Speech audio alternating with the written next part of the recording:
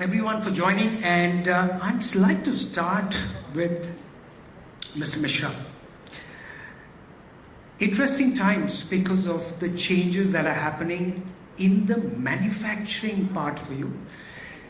Manufacturing as well as the mining part for you, and that's where it gets interesting because traditionally it's seen as not a very, very sustainable industry. How are things changing for you, and what does this change mean in the current times? Fine. So, am I audible? Yeah. So, starting from Paris Climate Agreement and COP26, all of us know those who are producing product like zinc, especially us, we are trying to save consumption of steel by galvanizing steel so that it doesn't get corroded. So our product itself is making the world sustainable by application of the product itself. Second, all the steel makers have a commitment of emission reduction, both scope 1, scope 2, scope 3. And if we have to produce and sell zinc across the globe going forward, we have to demonstrate that what amount of CO2 emission we have cut down in our production. So that's one part of the business need that we need to satisfy. Second part of the business need is zinc production itself is very much electricity intensive, and as we just heard, in India most of the electricity is thermal coal based, 55 to 65% or something like that. So this is not sustainable going forward. So we need electricity, but we don't need electricity from thermal sources, and most of the mining happens on fossil fuel based equipment. And this is also something, it does impact environment inside the mine. It increases temperature, it calls for more cooling inside the mine, it emits diesel particles in the air, which people are forced to breathe that in. So in all considerations, we have to get rid of it and bring in something which is more sustainable. At the same time, if you look at my business wise, cost wise, looking at the region of the western part of India where we are, where there are no coal mines nearby, it makes huge sense for us to go green, simply by business economics itself. So for us, like we have declared by 2025, 90% of our thermal power capacity, which is about 500 megawatt, will be closed down. We'll close down our running power plants and convert to 24/7 RE power, because that is the biggest gain that we will have. Of course, parallelly we will work on efficiency improvement things which we talk of, energy consumption reduction, and which are into normally in the scales of 10%, 15%, 20% here and there. We'll keep on doing that. But the biggest benefit we'll get is we have already signed 200 megawatt RE power agreement with power offtake agreement, which will happen from 2024, and we have already taken out expression of interest for supplying another 500 megawatt of 24/7 RE power. There are people who are bidding for it. And then one of our plants in silver manufacturing plant in Pantnagar is already 100% green power. It does not consume any power from the grid which is produced from thermal. So I am quite clear, our vision is very clear. Post 2025, people should see Indian zinc is manufactured with renewable power only. It is not manufactured with thermal power. Indian zinc mining happens with equipment which are battery operated, which are recharged by RE power, and there is no fossil fuel consumption in the mines.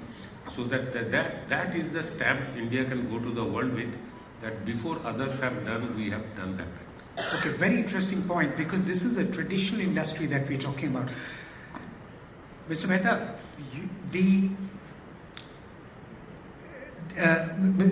the challenge to get to the kind of zinc that he's talking about, that also is an important component for paper, more so post-COVID, and some clients may be demanding that. Can you share some details of the changes and the kind of specific products that clients are asking, which is making you to go for specialized products and of course the power part that you can mention? Thank you. Good evening, everybody.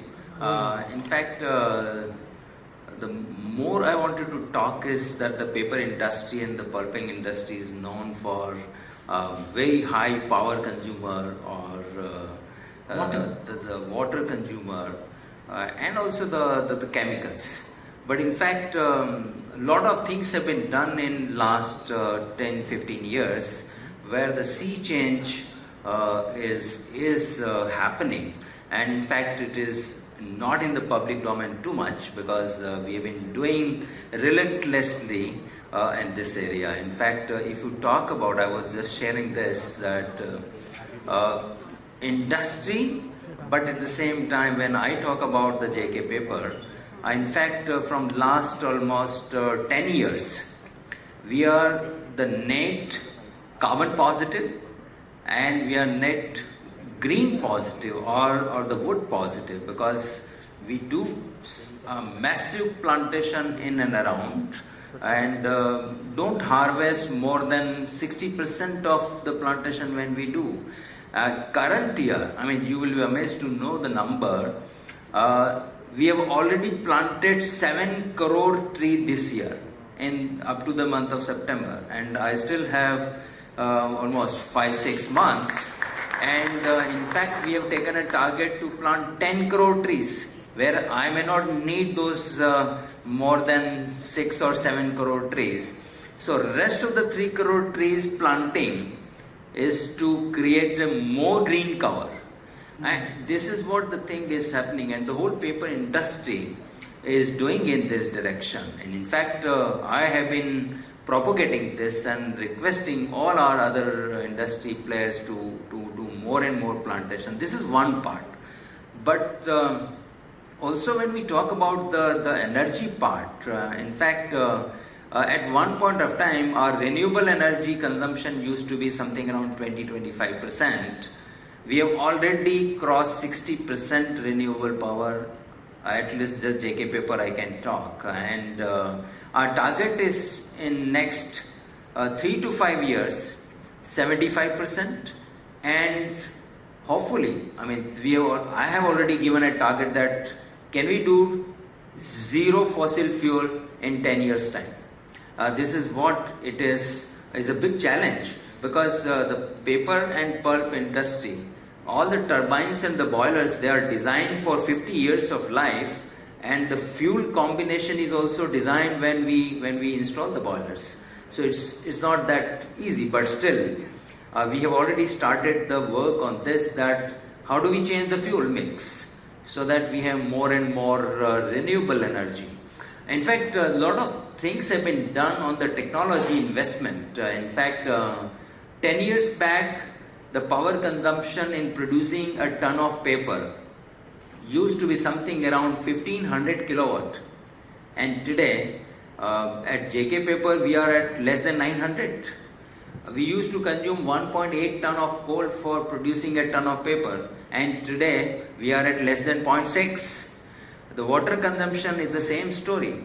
So in fact, and I would certainly say that the sustainability and the financial performance, they go in hand in hand.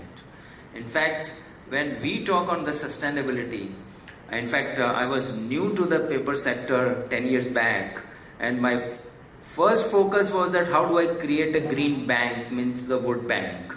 And today, 100% wood is sourced from our own captive plantation agroforestry model.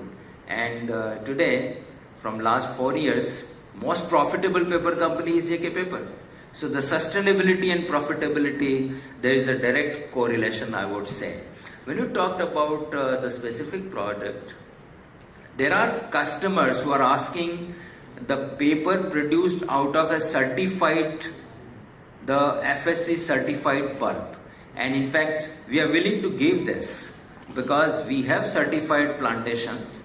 And year after year, the certified plantation is going to be much higher, and so that paper will be available.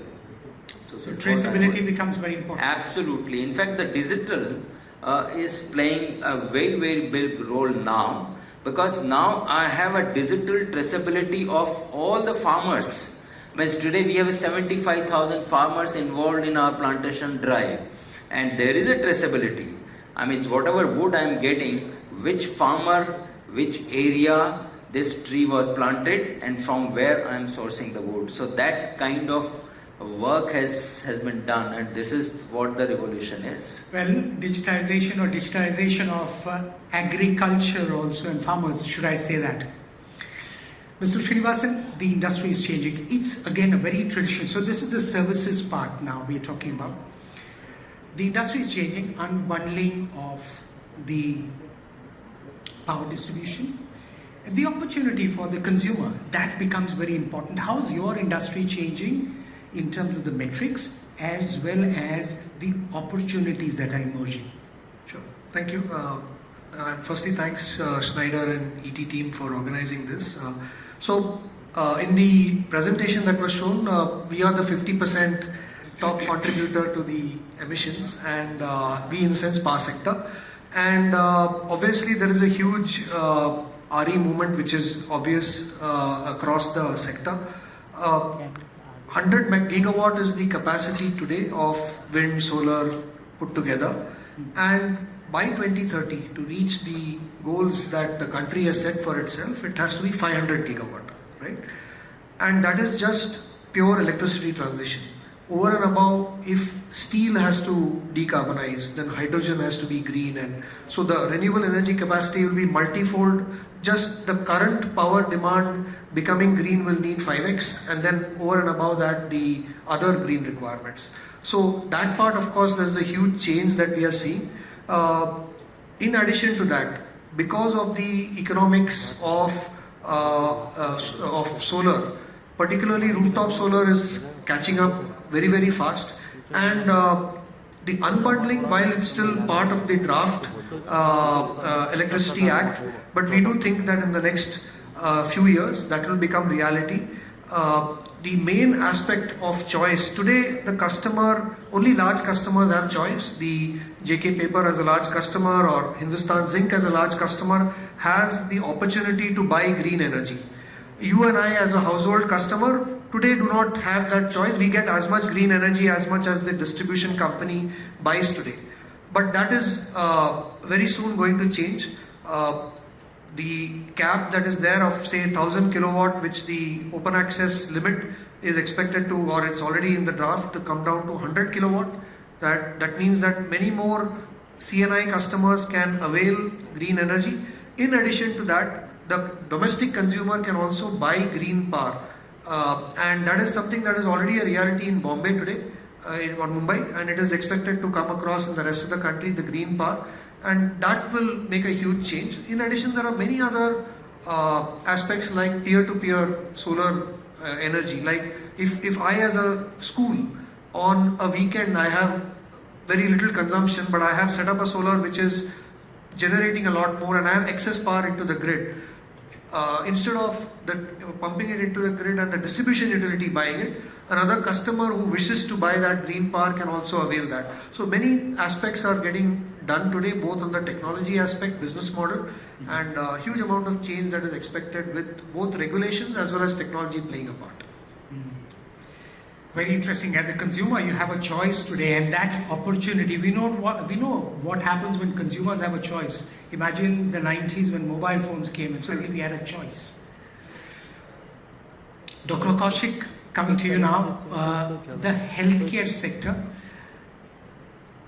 Not quite everyone would be very conversant with what challenges it faces in terms of the green opportunities, but back in too many things happening. Can you give us a sense of what that change is happening? I have challenges because my raw product or the raw material is a patient. My finished product is also a patient. So everything that I'm doing in between starts with consumption of so many things. So coming to what I take from the environment and what I give back to the environment. So I take a lot of energy, I take a lot of water, and I give back a lot of trash. So a lot of solid waste, a lot of biomedical waste, a lot of other things. So Max Healthcare, with 3,400 beds, we cater to close to 3 million patients who walk into our hospital annually. Around 303 hours in the hospital. And with 3.2 million square feet of space, I consume close to 229 kilowatt of energy per square meter annually. This is the broad, I'm just talking about the energy. It roughly translates into 100 kilowatts of energy per bed. This is something unimaginable, And I get energy from where? I get energy from distribution channels, from the grid and everything else. There's open access, there's renewable energy.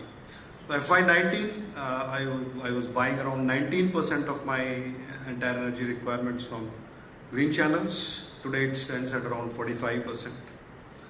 So this massive change happened because of sensitization in the community, availability of these renewable sources of energy, and also the willingness of the producers of these energies to sell power at a lesser price probably, and also the willingness of the distribution companies to carry this power.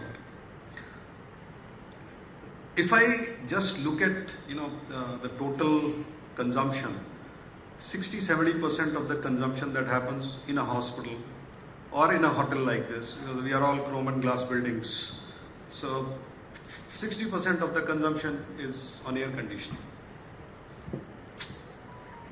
How do I make air conditioning more effective? That's the challenge which I face. I have bought 40% of my energy from the green sources. I still am at combining how the power is generated, and roughly today around 37,000 tons of carbon dioxide back into the atmosphere. It's down from 48,000 tons in 2019-20. But again, there are various activities which I have undertaken to give back to the society, to work with the community. One is to achieve carbon neutrality. So we work with community, we plant forests, there is a technology called Miyawaki technology where you put plants, 3 to 5 plants per square meters in a graded fashion. It's agnostic to the climate, agnostic to the soil conditions. You put those plants and you work with the community. You create a hedge. Every plant that you are going to plant absorbs 24 kilogram of carbon dioxide each year. This year we planted 20,000 trees. Next year I'm planning to plant 50,000 trees. That's one. More than energy, I have a problem of water. I consume roughly 1.07 kiloliters of water per bed per day. It is 1,007 liters of water. It's down from 1,270 liters which I used to consume 2 years back. Reduce, reuse, use STPs, the sewage treatment plant, which are membrane technology. Reuse the water for flushing, reuse the water for horticulture, reuse the water for irrigation, all those things. But how do I contribute to create more water, to charge all the water that we have? 5% is the potable water. Yes. 95% is either in the seas or flowing or surface water running away. So water neutrality is again a very important issue for us. So we adopt ponds. So that in villages we are adopting ponds so that those villages can actually use that water. So the 5-6 ponds we have adopted in Gadebar, some in Mali, around those areas. As a CSR, activity, the problem is, each one of us faces, every time winters come in Delhi, we see there is a smoke and there is some parali burning in, some part of the country. How do you incentivize the government? We work with the government. So we work with the governments, provided super seeders to various farming agencies, cooperative societies. So net, our idea is to reduce the energy consumption that we have, increase our dependence on the renewable or the green or open access systems, reduce water consumption, recharge groundwater, and give back to society that in whatever way, whichever way, and wherever we can. Okay. Mr. Arora? each person speaking about the need for making their energy, among other things, more efficient. How does that get measured? And for companies that are wanting to do that, while these are larger companies, for smaller companies and even some companies which are not quite as ahead in the race or ahead in the steps that they take, how should they be going about in terms of their energy efficiency? What steps should they take to begin with? Thank you, Ashutosh. As Schneider Electric, I think we are helping industry and customers across the country to help them digitize and electrify, primarily achieving their decarbonization goals. So there are a lot of things. I think through our energy management business and industrial automation business, we have already helped reach a saving of 120 million tons of CO2 and trained close to 260,000 electricians while powering up the energy to the homes where the access to energy was not even there. That is a number which is close to 30 million which is there. Now coming to how we are doing. So for Schneider, we started this journey I think way back in 2005, and when we adopted a sustainability barometer where we started to measure the impact of climate change on people, planet, and even on the businesses also. And now 15 years ahead, as we talk, we have deployed a lot of solutions to the industry and buildings which are helping them achieve their decarbonization goals. How do they achieve that? Primarily, again, the first step is to identify the baseline, what they want to achieve, and then they need to define certain goals, what they want to further achieve on that. They need to declare, they need to start deploying the program on decarbonization. And then as we move, we start to ratify. As we speak today, India's RE power, we were talking about the numbers of RE power, 100 gigawatts, 175 gigawatts by 2022. Today, India's 15% of solar power is powered with the solutions which are designed, developed by Schneider in India. As we speak today, again, energy sustainability services is another sector where we are helping our partners to help achieve their energy ambitions, which we are hearing, either a captive energy plant, which is a green plant, or even sourcing or wheeling of power from green sources, which is solar or wind. So we have helped achieve more than 100 customers across the globe with 8,000 megawatts of solar and wind power PPAs signed till date today. Ratnesh spoke about the numbers in US market on microgrid. Microgrid is another area where we are helping our consumers. Today, more than 300 microgrids are already installed, and in India, we already had one pilot in Delhi where we are just testing in San Xavier School. I think Tata is involved in that. I think we jointly did that with the help of European Commission. But I think that is the way forward, how we are going to help achieve decarbonization. So digitize to measure and then electrify to decarbonize is the way how we see forward for the industry to be there. Measuring is going to be really important, and then monitoring and ratifying the same is going to be really key for them. Okay. Sure, Please. I think very very good points made by Bhupesh. I think India is a highly price sensitive market. At least, and we see that, for example, in solar rooftops, right? For the same roof space, if we go with the X as the price, and you will have somebody giving at 0.8x or 0.9x, and there will be obviously a trade-off that the customer has to do as to whether he wants to go for that 10% premium, and believe me that the degradation of that solar panel will be slower, or the calculation of the units that the customer will get will be as per what we have indicated, versus a guy who is say 0.9x of that amount, and that 10% looks like a saving today, versus what is potentially future benefit with another company, right? And similar is the case with energy efficient equipment. Whether it is lighting is of course reasonably straightforward now, but everything else, the capex cost versus the total cost of ownership, that trade-off, having case studies, having more demonstration units, especially for MSMEs, because the larger corporates have enough bandwidth, enough research muscle to get their own analysis done. But for an MSME, the cost of money plays a huge amount of role in their decision making.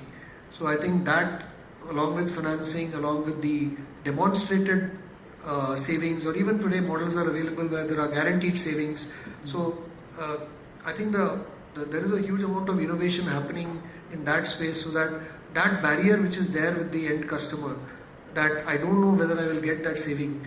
There are plenty of business models where guaranteed saving is there, and the customer then has to share that savings, and thereby the barrier or the entry barrier of taking that plunge is reduced to some extent. Okay, I'll come to that MSME conversation as well, but I wanted to understand from you, Mr. Mishra. There are the very obvious benefits of switching to renewable power, and I like to put it as the seen and the unseen. There are the unseen benefits as well. In your experience, can you share some details, some which were very predictable, the advantages that came to you, and then something that came as perhaps a surprise, or perhaps something you didn't expect things would happen at a particular scale? Yeah, if you look at the basic concepts of RE power, it was known to human beings for time immemorial. There is nothing new there. I think after Newton's laws came into force, people knew that if you move things up, it will have a gravitational energy. People knew that the radiation has its own energy. So that source or application was never an issue. Issue was, did people really believe that is the best way to live our life? If I look at historically, the discussion that we are having today, in spite of so much of education, without much of the same education, people didn't discuss much when they threw away well-fat based lighting system and adopted electricity. The society didn't discuss much. They just went ahead with it. Irrespective of social media then. No, it's a question of human beings, net energy to move forward. That is perhaps the more affluent you are, the more you try to stick to what you have. You have a fear that if I move forward, I will lose everything that I had. And the entire movement of conservatism across the globe that you have now is out of that fear.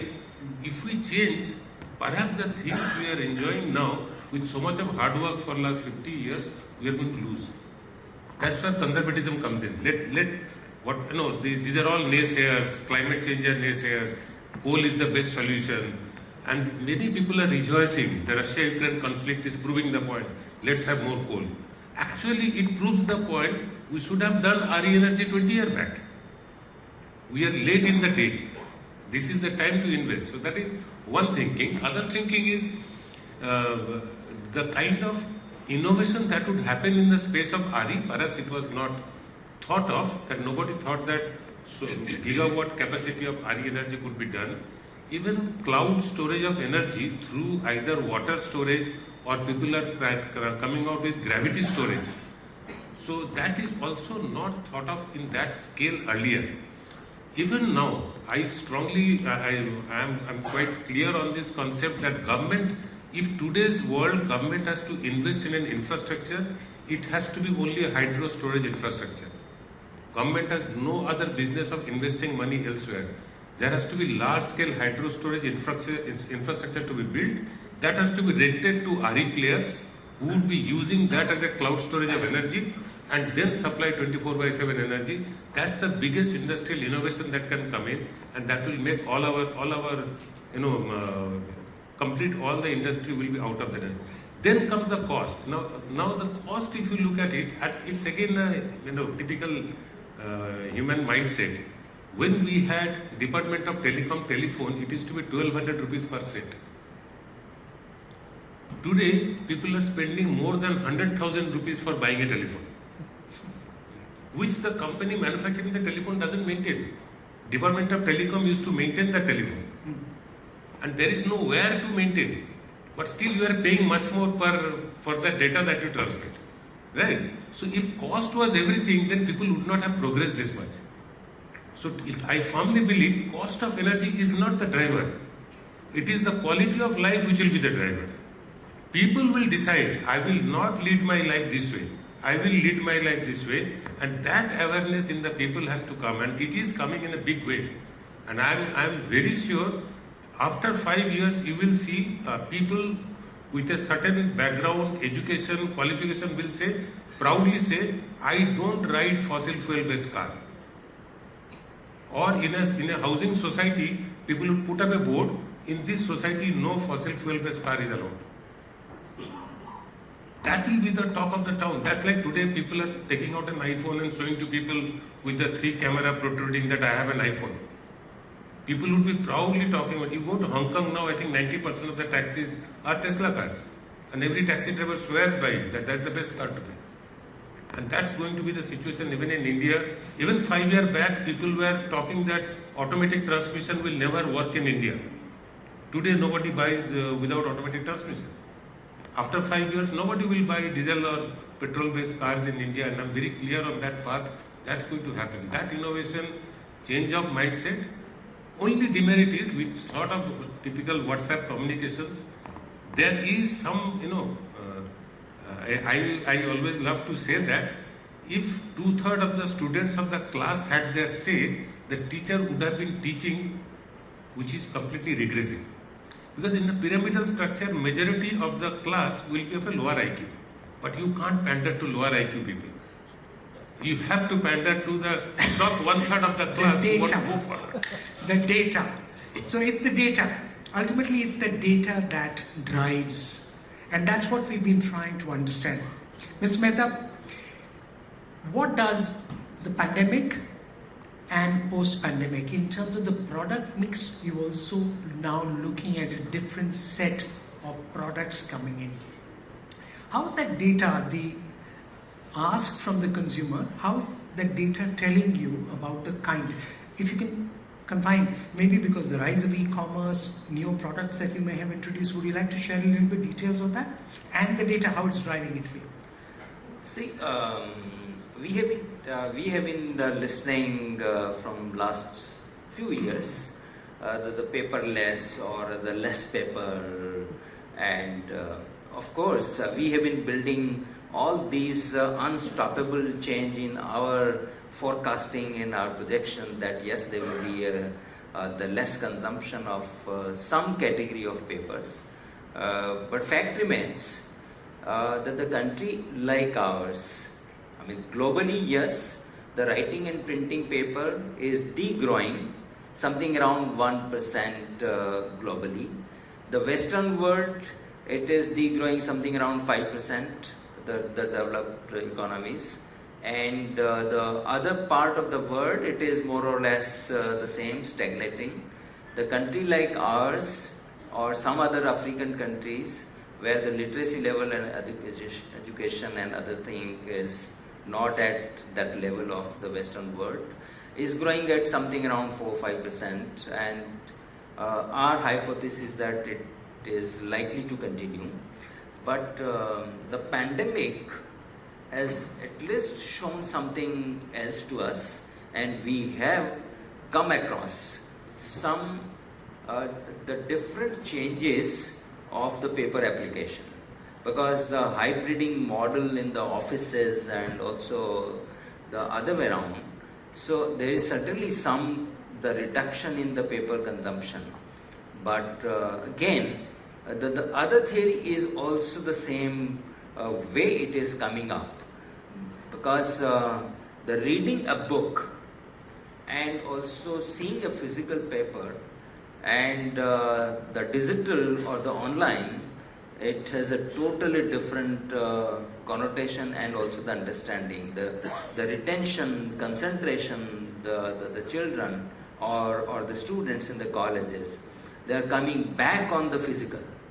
Because what we have seen and the studies have been conducted, that the digital and online is not as effective on the memorization, concentration and the retention of the content part as it is better in the physical. So again, I mean, this is a dichotomy and it will continue. We are very clear that it will continue.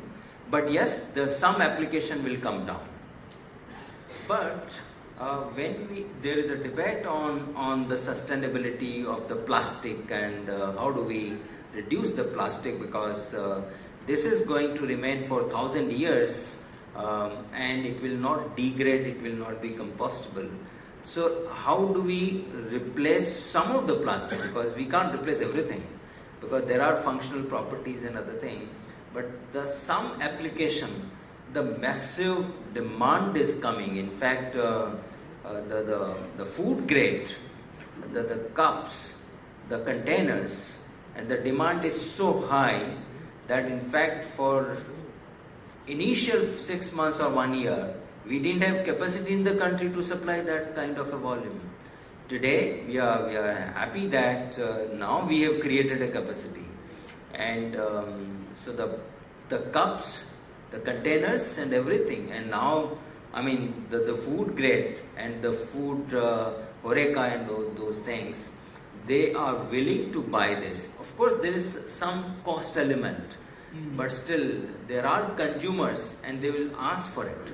Even in the paper cups, I mean, we see that paper cups, there is a very thin polythene lining in the cup so that it can contain the liquid. And we have already developed a product which has no polythene, and that cup and then the paper glass is available. Only thing is that there is a certain degree of higher cost because it's a different technology. Correct. And there are consumers. I mean, you go to Starbucks and the Starbucks people, they are asking us that no polythene lining inside the cup. We want a different biodegradable food grade, different coating barrier, and we could do this. It's a totally water-based solution. Can consumers here No polymer. Consumers ask for a product like that if they are at a store? Is that possible today? Of course, it is possible. Like the paper straw, it used to be plastic straw. Today, it is a paper straw, and I mean, this is there. It was only the cost element that it used to be certain cost, and when you go for a renewable and when you go for a sustainable product, initially there may be a higher cost. But rightly Mr. Mishra has said the cost is one factor, but when we are talking about the quality of life and tomorrow, when we heard this is going to be the reality, and we will have no option other than to go for those kind of applications which are sustainable. Okay.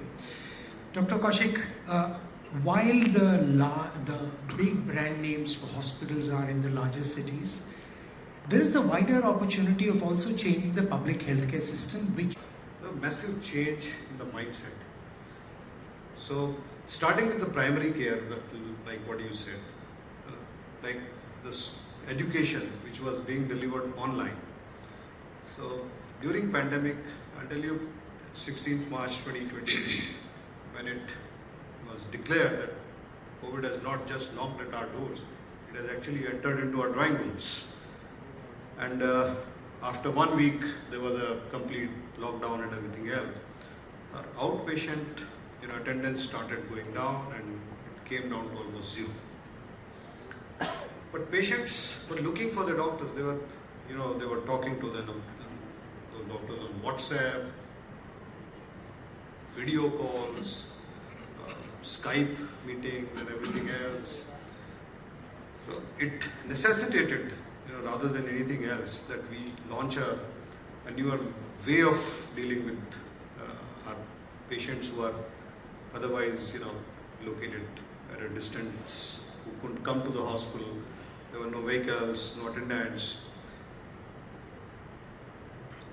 Close to 100,000 consults per month were happening online, which was a big change.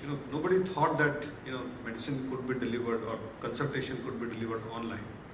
These are repeat patients who had non-communicable diseases, who had a poorly controlled diabetes or a poorly controlled hypertension. And there was also a legal issue there, because I think... Yeah, I am coming. And the government of India, it was so fast, I'll say lightning fast. They brought out a change in the regulation that teleconsultation was made, acceptable and legal. So the government acted very fast, the industry acted very fast. I'm not talking just about Max Healthcare. The industry acted very fast.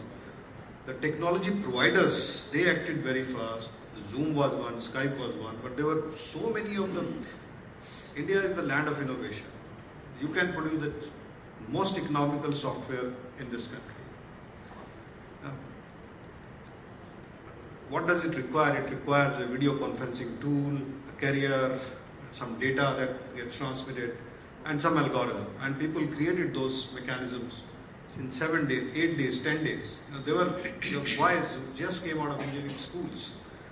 They provided those solutions. And I must thank all of them who actually worked day and night to deliver that. The whole perception changed. So this was one evidence. Now coming to a lot of other things, and it probably saved, if they were using their vehicles, it probably saved how many tons of carbon emission, one can imagine. But when we come to various other things, lab tests, various the services that are required at home. So through technology, there are various the applications which are available in the market. You don't have to really go out. The hospital can come at your home. Whether you require a lab test, whether you require a physiotherapy, whether you require a nursing service, all of these can be delivered at your home. You don't really need, and this is seamless connected care. They are connected to some hub. These are acting as spokes, and this is monitored, regulated care rather than random, unregulated care. So a lot of changes have happened, and I think on one hand, it was a bad time, extremely bad times for the country, but it actually necessitated a lot of inventions and innovations, and I think they have been put to use by not just by healthcare but by everybody else in this room. So, Mr. Arora, so the question then again gets back, how do we as Indian industry adopt some of the best global practices and then better it even from there?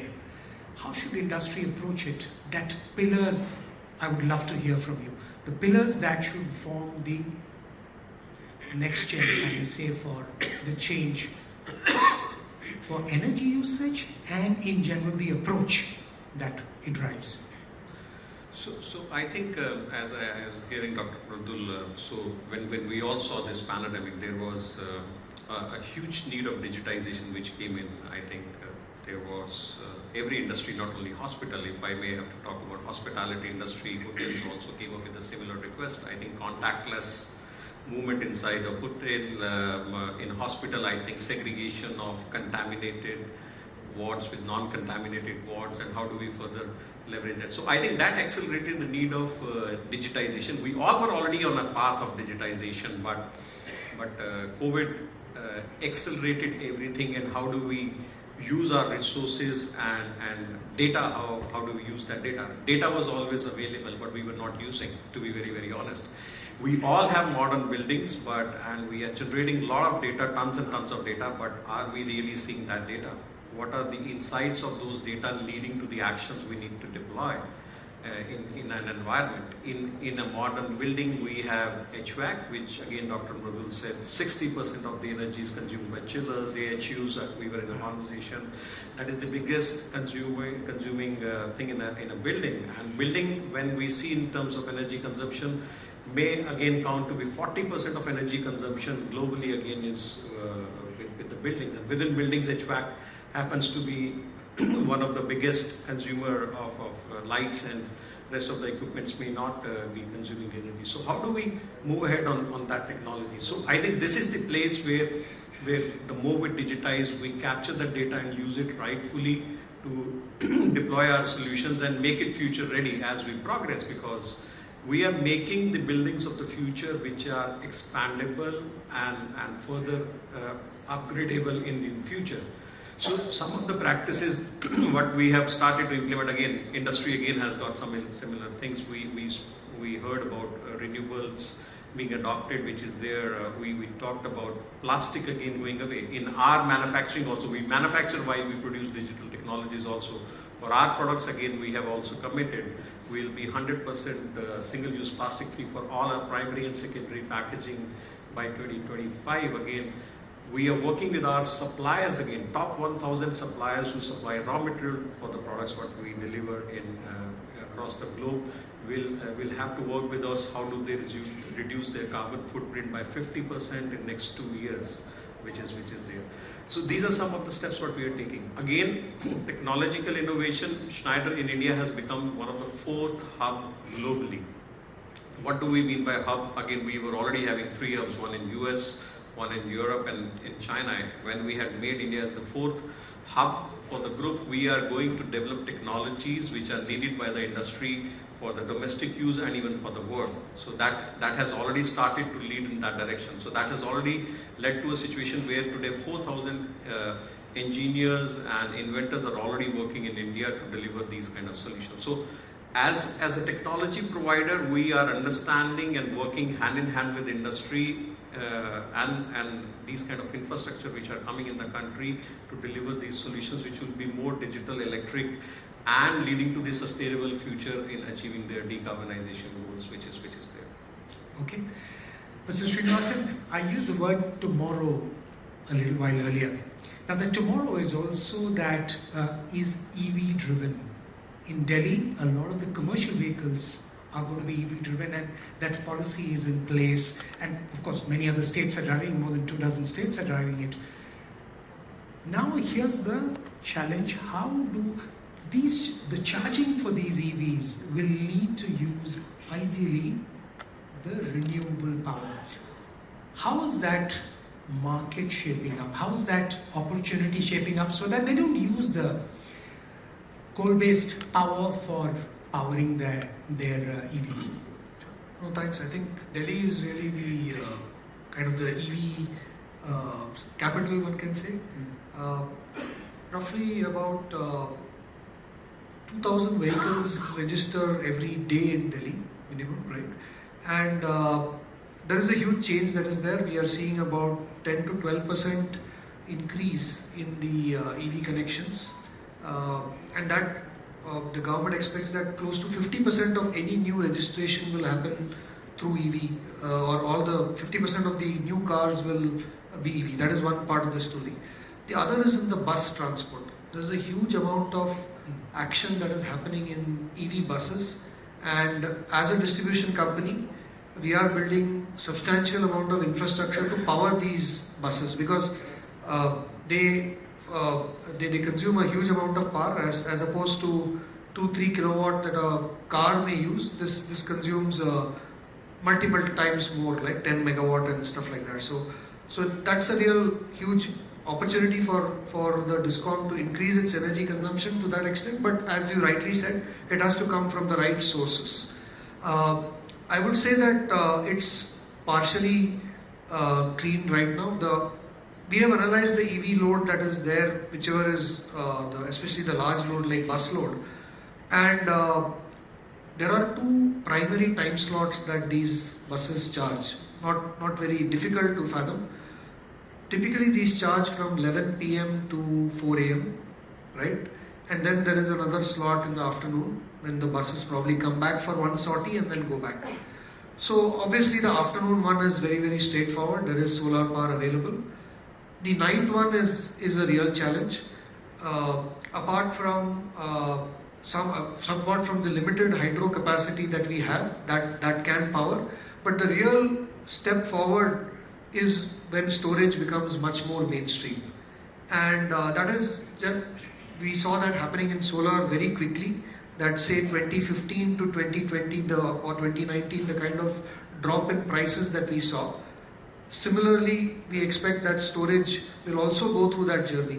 So the green charging, or the whole movement towards greater green, not only for electric vehicles but overall, will be on the back of storage becoming much more commonplace. Not only storage at multiple levels, storage at the generation side, which is the large generation side, storage at the transmission and distribution end, storage behind the customer. It makes sense for a bus operator, for example, to charge his storage and use that in off-peak time, or charge it during the off-peak time and use it at whenever he wants to use it, preferably through renewable energy. So those are the things that are happening today. Of course, storage is still not exactly cost, from a cost-benefit perspective, yet needs to mature, but I think that is the big step forward.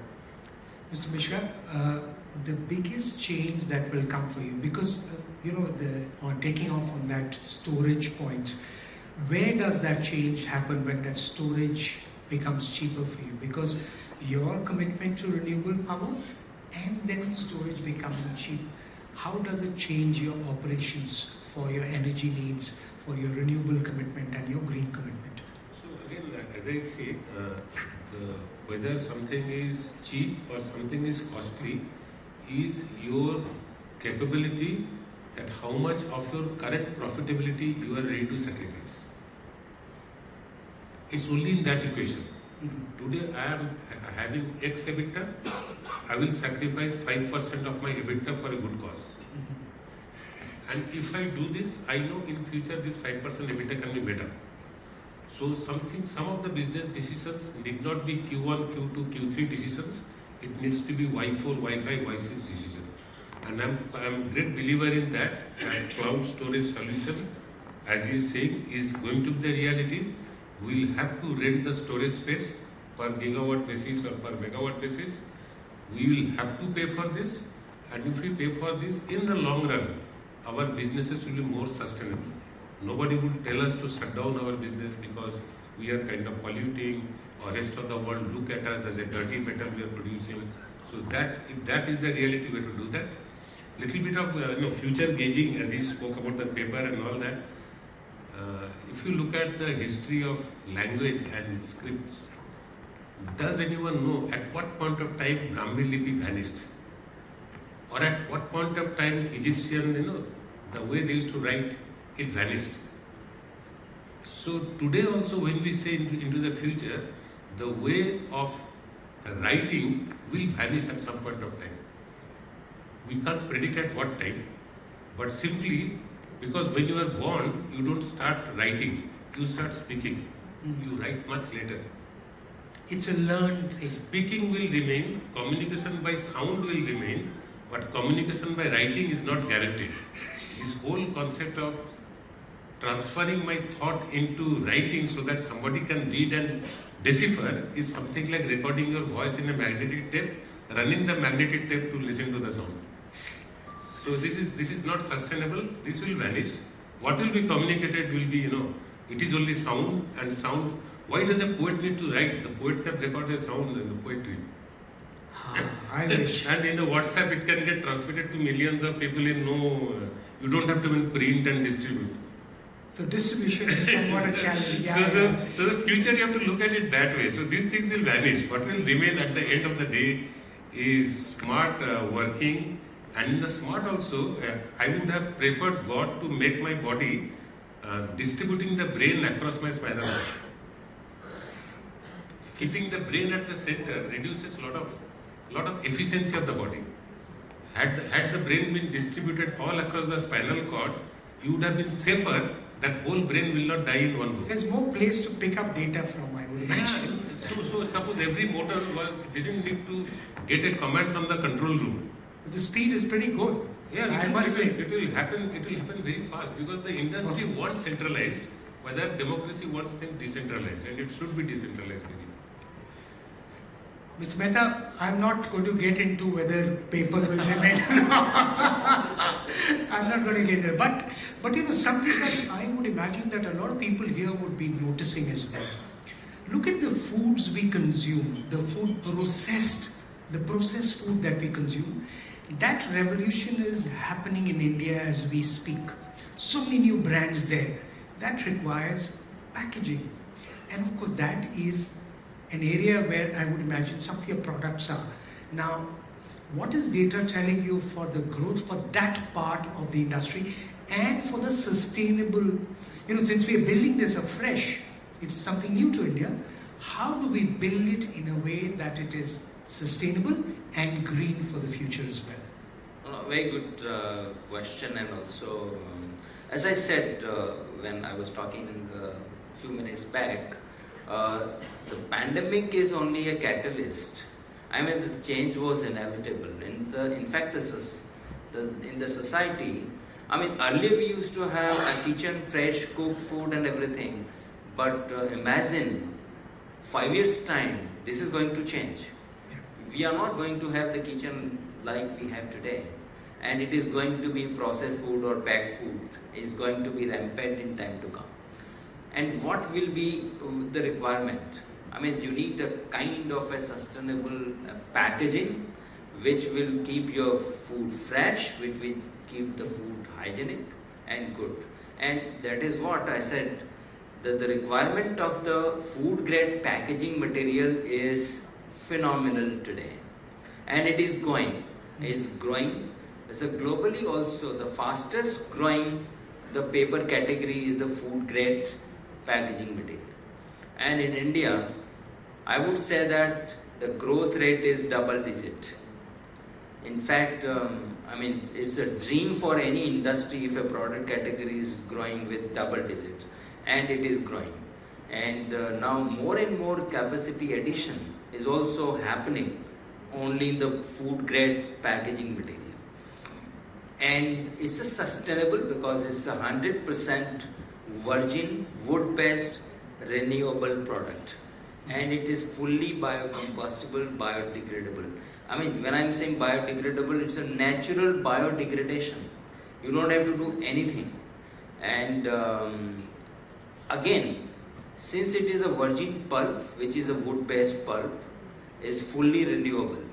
And in fact, we have been working so hard in this particular area of the biotech, where how can we have even the wood which is far more, I mean, is the environment friendly and the water efficient and also the land efficient. At one point of time, the species used to take 7 years to mature. Can we have a tree which can mature in 3 years time, 2 years time, so that it needs a lower the quantity of water and also needs the lesser space to grow that tree. So many things are happening, and now even the container, as I said, is a water-based solution coating, no plastic coating, so that it's a fully biodegradable. So many things are happening. Okay, so one round of questions to each of you before we go to the audience for any questions that you may have. The learnings for you, and as each one of you have gone through the curve to learn for renewable power, renewable energy, renewable practices, green practices, what could other companies in your industry and probably wider industry, because the whole idea is how do we build a greener economy together? If I can request you, Mr. Mishra, first. Few years back, we started off by putting our own solar power plant, like any other industry would do. So you would put up a 30 megawatt plant here, a 20 megawatt plant there, 30 megawatt plant there, and feel yourself good about it that yes, I have done something. Which is like putting a small incense stick in your house and thinking that whole house has become pavitra, so to say. Okay. So that's what we used to do. But then we realized this way we cannot do this journey of sustainability. It's not possible. You need professional players who are into the RE business, who can put up for you 500 megawatt, 1000 megawatt kind of a capacity, and you need it 24/7. All of us, I mean 2 years back, we were resigned to the fate that solar means 20% plant load factor, only 12 hours, that too fluctuating, you can't do anything. This is what life is. Today it is not so. They are all, it's a hybrid, solar plus wind combined with hydro storage and 24/7 industry grade, stable power. You can run in big industry, steel mills with it. So these last 2 years we have learned the lesson. So that's how we have now gone into this, tying up with professional players and getting to. That's a big learning. You can't do yourself everything, putting a plant here and a plant there, and that's not possible. Mr. Srinivasan, Because MSMEs can also flower when they have renewable power, because it opens newer opportunities for them. What is the learning that your learning, as in the company's learning, that could help be the breeding ground for MSMEs and SMEs as well? So there, I guess one big learning is aggregation, because most of these MSMEs or most of the MSMEs will be in an industrial association, MIDC, DSIDC, whatever is the equivalent. So I think we have had very good traction with through those channels to basically reach out to individuals, and then if we create one or two good role models in one of the industrial associations, that actually makes it much more credible that they actually see somebody actually saving cost and carbon. That actually has, and from there the person would have a factory in 2-3 other states, and that's how it actually works. So I would say that through the associations is a good way to touch a larger audience.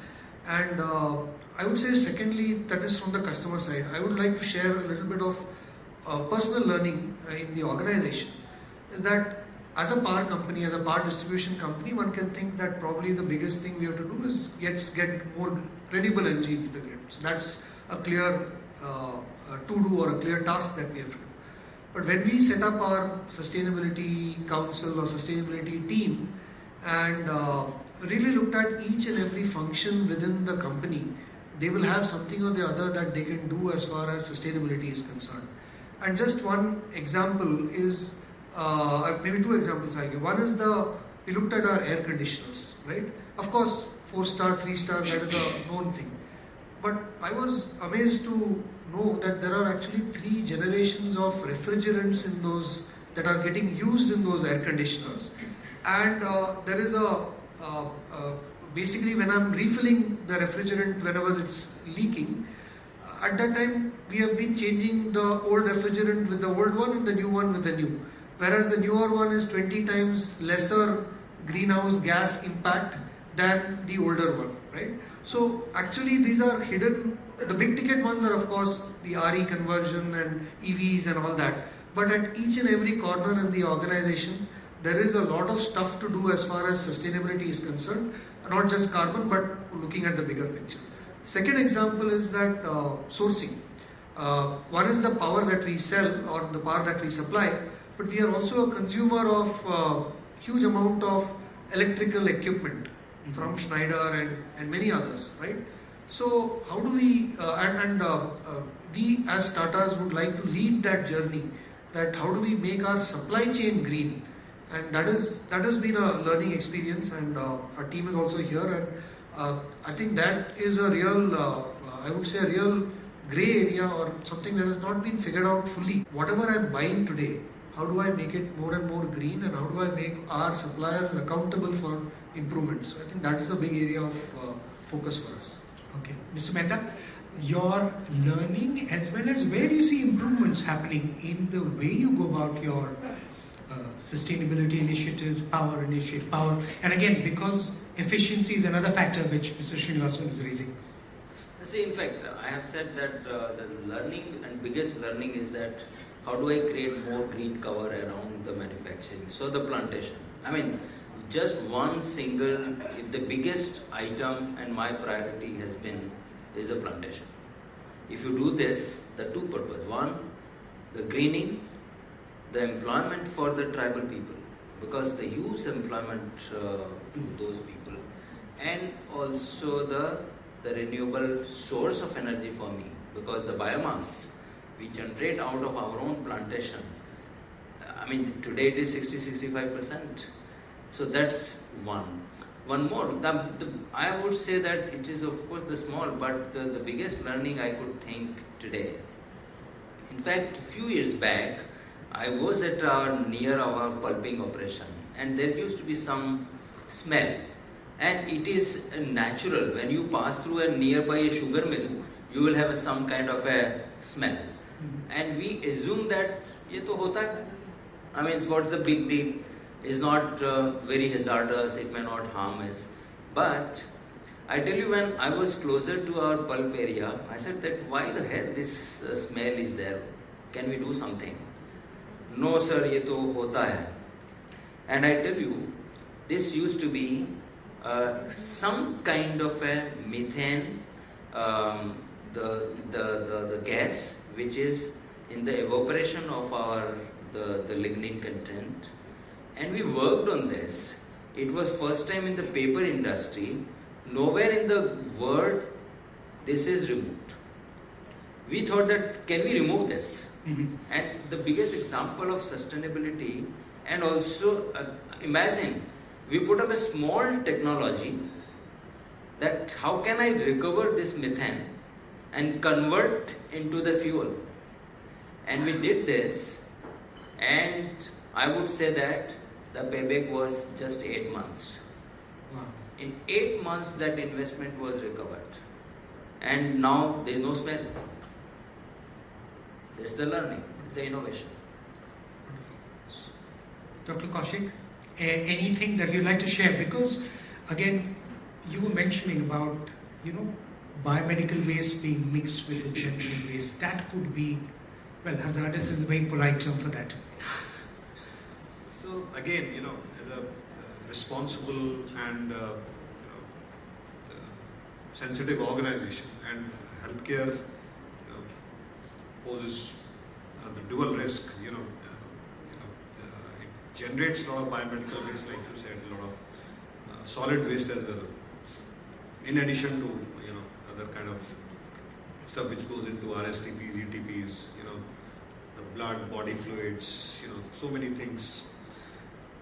Our focus has largely been on, and very intensely been on, training, behavioral trainings, and it's a culture which we need to build. And we've been very fortunate that we have been able to build this culture where we have been able to reduce solid waste generation by around 30-35% over the last 2 years.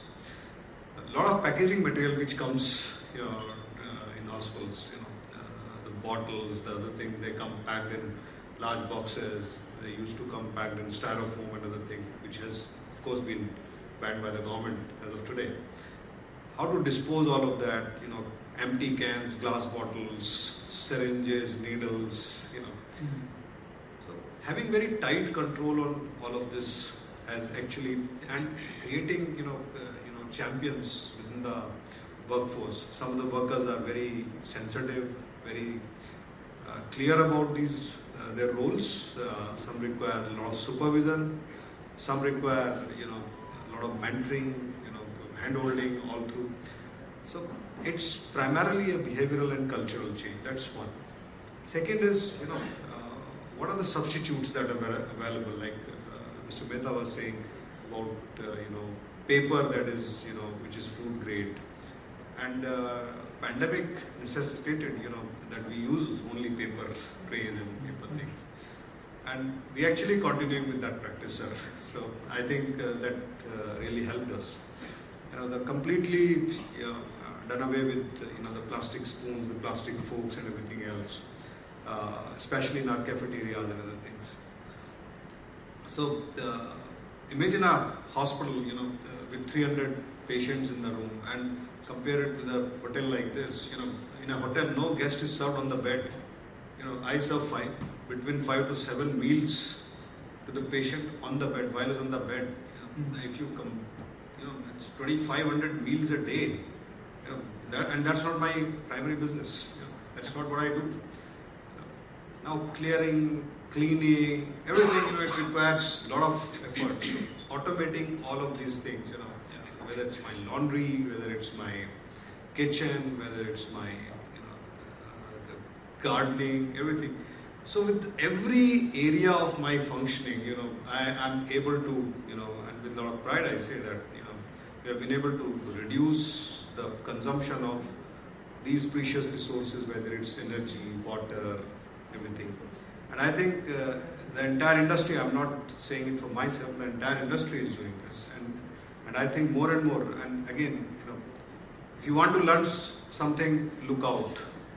If you want to find faults, look within. So I think That's the practice that we have been adopting. Look for the benchmark outside, look for your faults within yourself, compare the benchmarks with your practices, move on, keep on learning. And I think it's not a destination.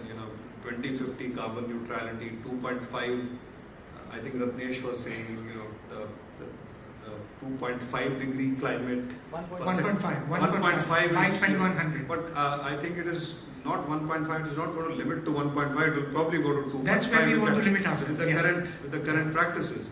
And I think when they may meet in Haramal Sheikh on 6th of November, I think both developed world and we are a developing or a semi-developed world. So I think all of us have to look at this. It's not just big hospitals. I think the small hospitals, even households, and I'm actually very pleased with the glass here and a glass bottle here, and not those disposable bottles, 200 ml water bottles. By the time we leave 5-6 kilograms of plastic here. I think these small steps, take us to the journey where we all want to go, sir. I think. Just to add what you said, in fact, during the COVID time, when we were working on this, can we have a paper which is antimicrobial paper? And in fact, we launched it. It's a specially made paper during that time. And today, the amazing response in the market and a huge volume where it has been built up on the antimicrobial paper.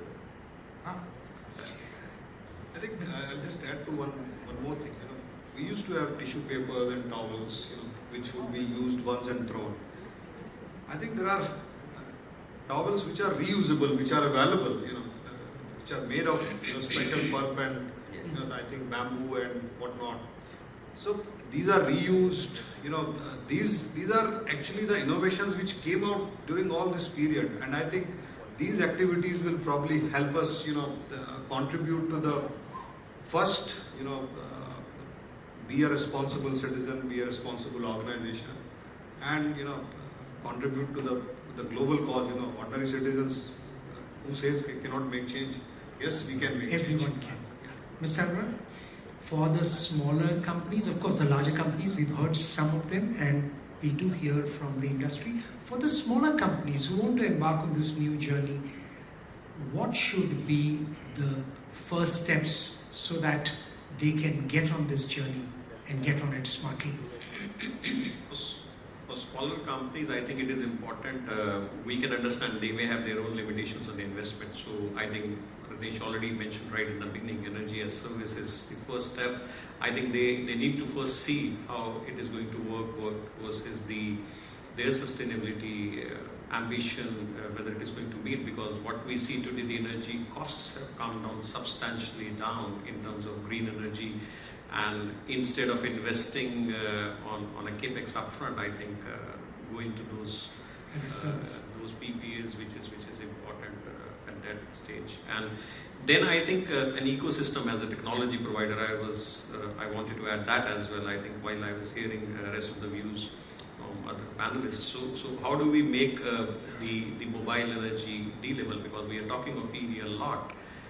We are imagining maybe 5,000 cars being parked in a large commercial building. Are we not going to use that energy when the cars are parked? Leave aside the commercial transport, which is going to be using the energy all the time. But today, I think we may have to look into bi-directional energy transfers, because when we know I'm parking my vehicle for 8 hours in an office and that energy is stored in my car, do I transport that energy when it is not in use? And we are talking of mobile energy and all these things. I think as regulations and infrastructure may come up, I think that is a new thing as a future when we see this is going to happen. I think while we are today consuming and we are seeing we are not taking the power from coal-based or fossil fuel-based generation, but the stored power is going to be huge in 5 to 7 years from now. What are we going to do? Can we transport? Can we push it back to the grid?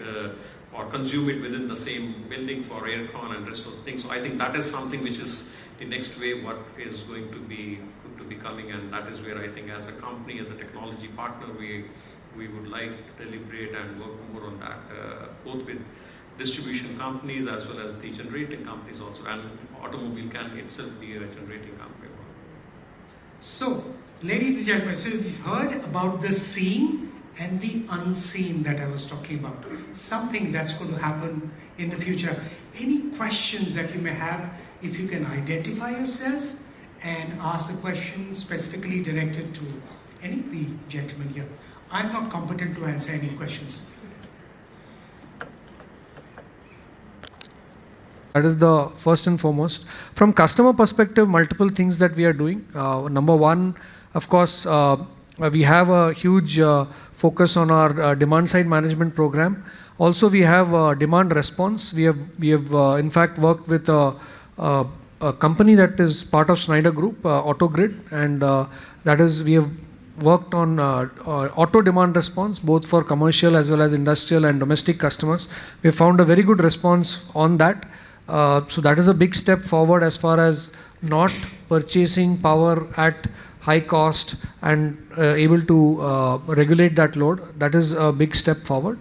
And we are also offering energy efficiency services to our customers, whether it is for monitoring or even for chillers and drives and stuff like that. So these are some of the steps that we are doing. Retail customers, we have smart meters, so we are able to inform customers about their consumption, especially if they are likely to hit a certain threshold. We inform the customers that you're likely to hit that kind of consumption. So those are some of the steps that we are doing with retail as well as institutional customers. I hope that answers the question. Thank you, sir. And on the employees front, sir, on the social, because predominantly wellness is one of the aspects which is post-pandemic has become mandated for all of us. So right. So employees, I think I would say that three things that are there important. One is that the ability to pursue, or basically right now our car policies in even companies are a little outdated.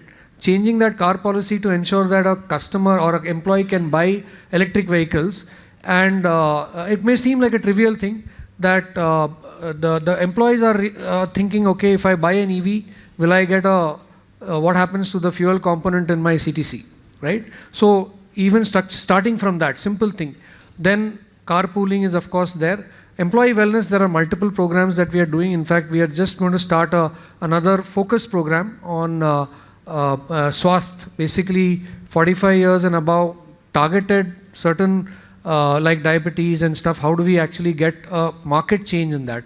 So those are some of the employee wellness programs that we are doing. Okay, more questions? Sir, please. Yeah. Myself, H.C. Sharma. I am from Tata Power, Delhi Distribution. And my question is with Mr. Mehta. Because a lot of companies and what they are doing is that they are making the product, and at the same time they are taking the guarantee that it is reprocessed, like electronic industry. They are recycling the waste also. Are you having any plan or target on that part of it, that recycling of the paper, and some of your production coming out of it, maybe a very small percentage to start with? Good question. In fact, the paper recycling is there, and in fact, India is one place where we are importing waste paper. And I mean, I would say that why should there be the waste paper import in the country? If there is a good collections mechanism and good collection system, that paper can be used. But at the same time, the paper recycling and paper reuse, it is proven that it can be done 6 to 7 times.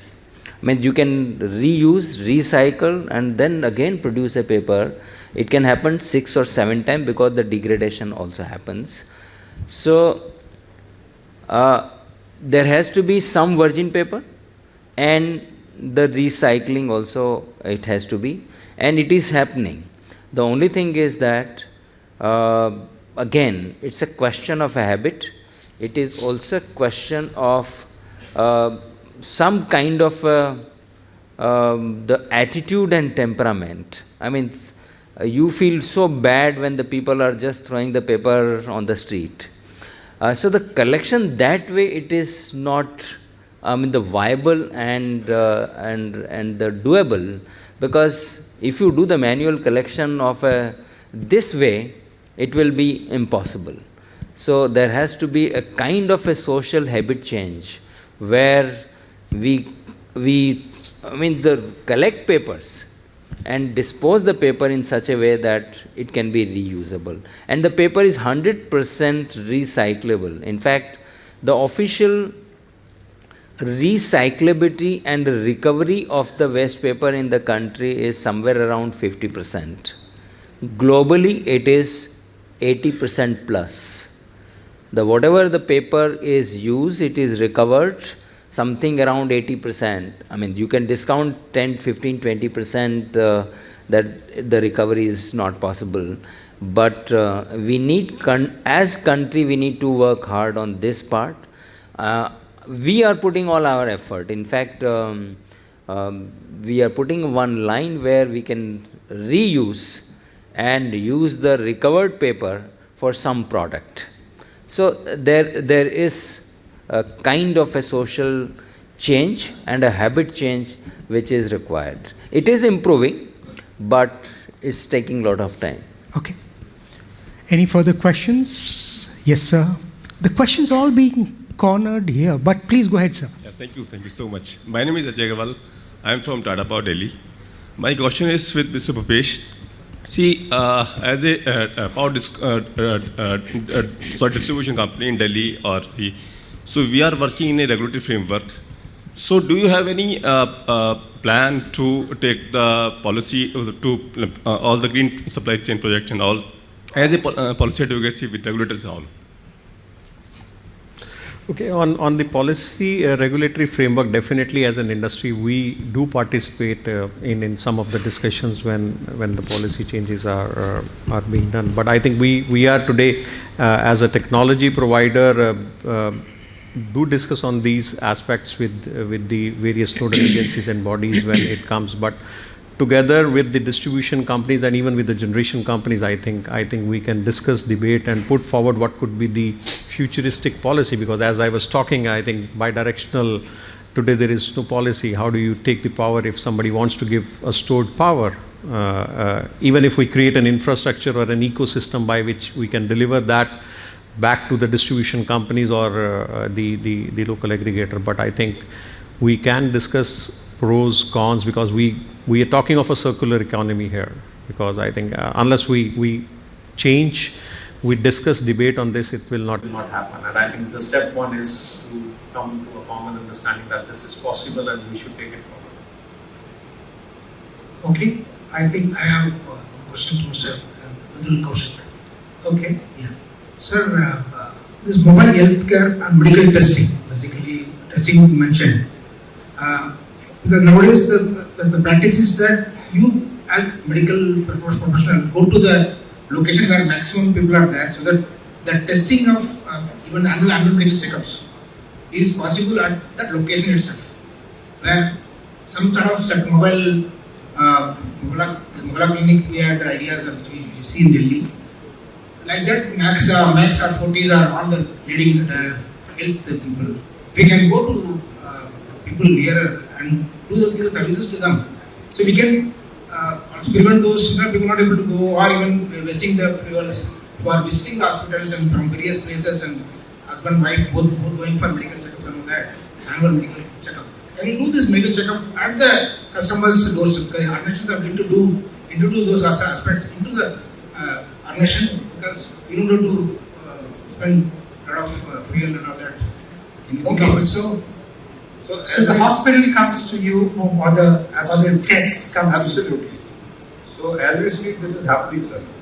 So not just blood testing, X-ray, ultrasound, ECG, anything that you can think of, except the CT scans and MRI, which possibly cannot be transported in this country, but have experience with that as well. A portable MRI goes from one place to another place, and patients are getting tested. But health checks have come home. I think it's, I can say that we have a division called Max at Home. So, and on an average, we do around 400 to 500 checks a day. So people call that, and not just me, the industry has it. So I think it's not the platform to promote and advertise, but I think The industry has itself, and except for, and it's clubbed with physician consult, everybody does it. And if there is a problem, a person may or may choose to go to a hospital of his or her choice, or from where the requests have come. On a macro level, this is happening, but let me come to a micro level. And on any given day, so we are conducting various camps in various societies, various RWAs, various organizations. Tata Power, we have done multiple camps.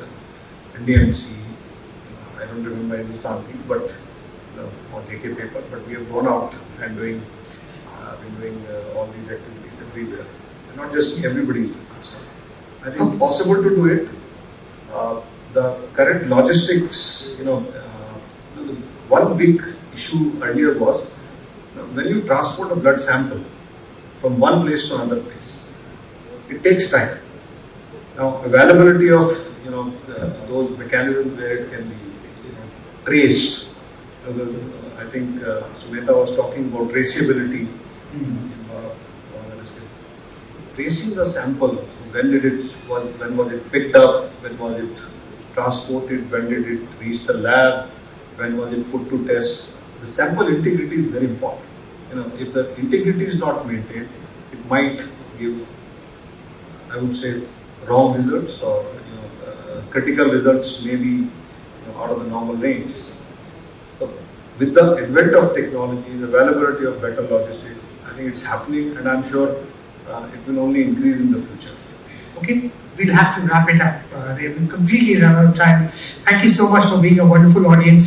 So we'll have to take the questions one-on-one, please, after we are done, please. Thank you, everyone, and thank you for being a wonderful audience.